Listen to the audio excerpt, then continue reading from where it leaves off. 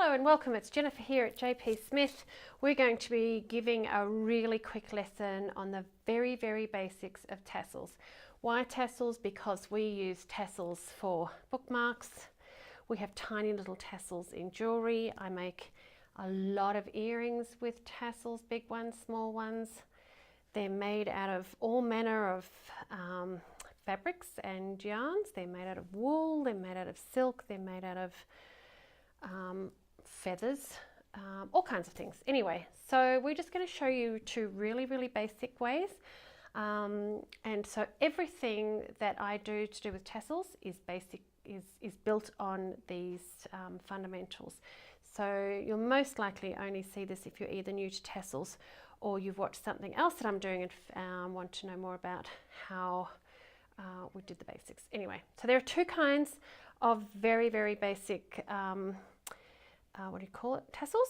And so the first one is if we take a bunch of yarn and we take a tie and we very tightly, I'll do two so it's nice and tight, somewhere in the middle,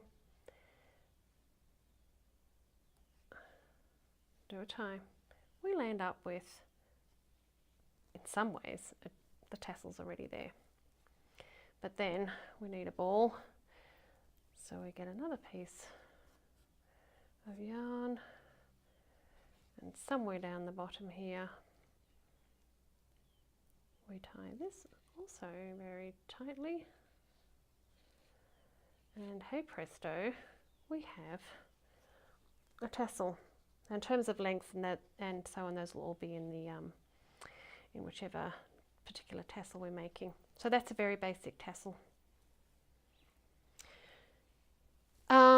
It's not the only kind. The reason being that I don't know if you can see, but up here, and it's actually easier to see in this one which I bought but did not make, when you make a tassel like that, you almost land up with two halves. You're not really getting a nice round effect. This is made in the same way, except that the tie here is more complicated. So therefore, we have another way. And the reason I'm still teaching you this way is because there are lots of reasons to use it this way, which I'll explain to you in a minute. So here's another way. So we've got our same bunch of yarn. We're going to have the thread. I'm going to use this big green one, and then the reason for that is we have a little tassel here that I've made that way, and you've landed up with two ends. Often we want to make a tassel on the end of a long cord. Often we want to make it out of the cord to be really thick, whether we want it to hang back curtains or all kinds of reasons. We need something thicker like this, and the thicker this is, the more of this effect that you get that we don't like. So I know this is not a matching colour, but it'll help you to see it really clearly. So we're going to tie a knot on the end. Nice big chunky knot. And we're going to bury that thread in the middle. And we're still going to, I need that one for later.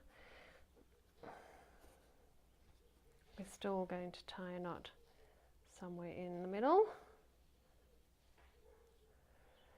But now we are going to, in fact, let's tie that properly, that's going to come undone.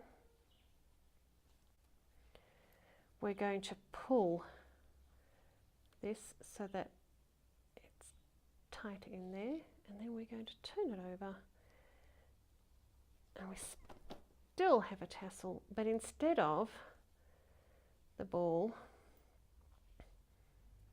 being in two halves, it is now quite nicely spread around.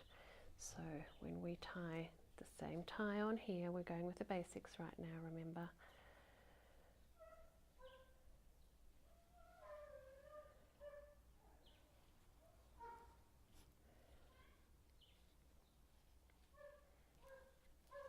We still have the same skirt, we still have the same basic shape, but on top here we have a nice round top, whereas this one more has two halves. this ball or head of the tassel is much thicker than this one. By having a knot in the middle, it adds bulk. And if you like bulk, then that's a good thing. And if you want lots of bulk, you could put a bead in there above the knot. So when we make more complicated tassels, they will all be built on these basics, whether we have a beaded ball, a polymer clay ball, no matter what our fabric's made out of, no matter how we decorate it, no matter what we do with it.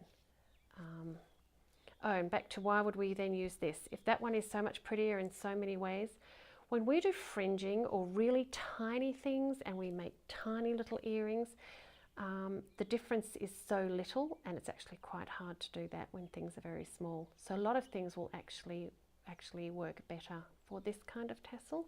This will be kind A and this will be kind B. So thanks for coming along, and I hope you enjoy your practicing, and I hope you follow me.